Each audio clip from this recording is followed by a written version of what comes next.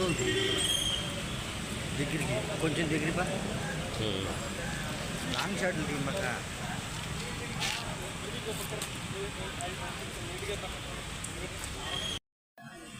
వెనక్కి ఎస్ఐ గారి దాంట్లో ఫుల్గా కవర్ అవ్వాలి అయ్యి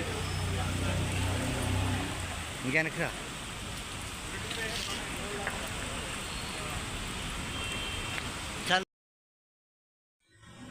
ఈరోజు ముదినేపల్లి పోలీస్ స్టేషన్ పరిధిలో ఉదయం 10 గంటలకి కొత్తపల్లి దేవపూడి రోడ్లో వెహికల్ చెకింగ్ చేస్తూ ఉండగా ఉదయం 10 గంటలకి ముగ్గురు అనుమానాస్పదంగా బైక్ మీద వెళ్తుంటే ముగ్గురు ముద్దాయిల్ని పట్టుకోవడం జరిగింది. ఆ పట్టుకున్న ముగ్గురుని వెరిఫై చేస్తే వాళ్ళు ముదినేపల్లి మండలంలో దేవపూడి అలాగే కలిదిన మండలంలో కోరుకొల్లు, ముదినేపల్లిలో, అలాగే కైకలూరులో, అలాగే తాడేపల్లి విజయవాడ తాడేపల్లిలో, అలాగే అజిత్ సింగ్ నగర్ మున్నా పోలీస్ స్టేషన్ పరిధిలో పలు ప్రాంతాల్లో వాళ్ళు దొంగతనం చేసినట్లుగా బైక్స్ దొంగతనం చేసినట్లుగా వాళ్ళని విచారణలో తేలింది. ఆ ముగ్గురు వ్యక్తులు కూడా దాంట్లో ముగ్గురు కూడా విజయవాడ నివాసించేవాళ్ళే.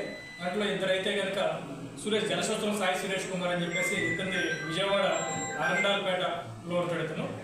అలాగే ఒక జొగనే ఇతను కూడా ఆరండాలపేటలో ఉంటాడు. అలాగే ఎండూరి జీవన్ రాజు అని చెప్పేసి ఇతనిది నేటు ముదినేపల్లి ప్రొద్దువాక గ్రామం.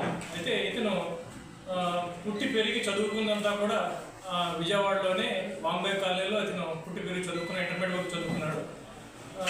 వీళ్ళు అక్కడ బైక్స్ దొంగతనం చేయడం, ఈ జమునలు ఎవరైతే ఉన్నారో ఇతను మెకానిక్ అతను బైక్ దొంగతనం చేసినట్టే ముగ్గురు కలిసి మన ముదినేపల్లిలో కోర్మా సుధాకర్ అని చెప్పి పొద్దువ గ్రామానికి చెందినటువంటి ఒక వ్యక్తి దగ్గరికి ఈ దొంగతనం చేసిన వెహికల్స్ అన్ని కూడా పట్టుకొచ్చి పెట్టుకోవటం, దీన్ని ఎవరికైనా రికార్డు లేని వాళ్ళు తక్కువ రేటుకి అమ్మే విధంగా వీళ్ళు ప్లాన్ చేసుకున్నారు.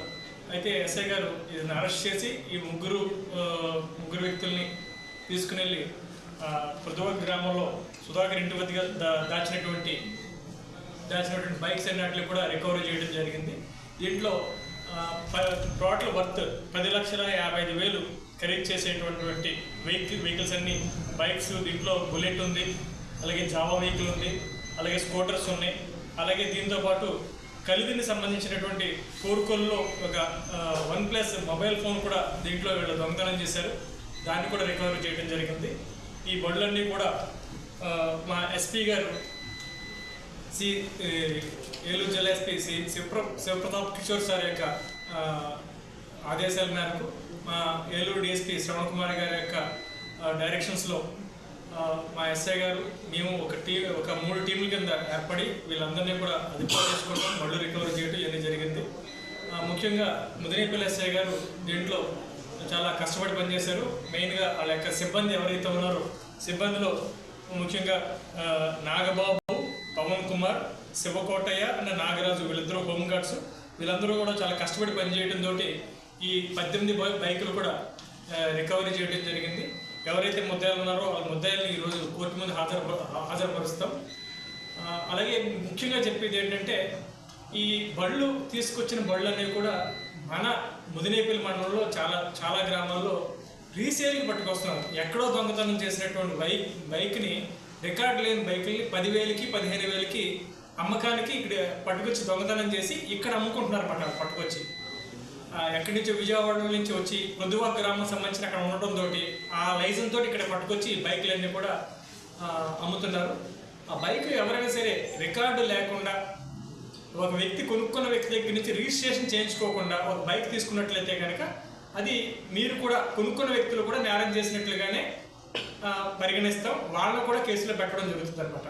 అంచేది ఎవరూ కూడా వితౌట్ రిజిస్ట్రేషన్ చౌకగా వస్తుందని చెప్పేసి మొబైల్ ఫోన్లు కానివ్వండి, బైకులు కానివ్వండి ఎవరు కూడా కొనుక్కోవద్దు. అంటే ఒక 70,000 ఖరీదు చేసే స్కూటర్ని 10,000 కొనుక్కోవడం అన్నది అది ఏదో తప్పు చేసిన బైక్ కింద మనం గమనించాలి, తెలుసుకోవాలి కూడా.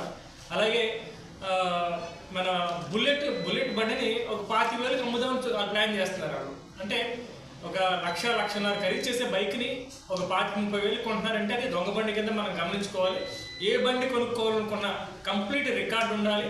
అలాగే అమ్మే వ్యక్తి మనకి పర్సనల్గా రిజిస్ట్రేషన్ చేసిన తర్వాత మాత్రమే మన దగ్గర ఆ బండి పెట్టుకోవాలి.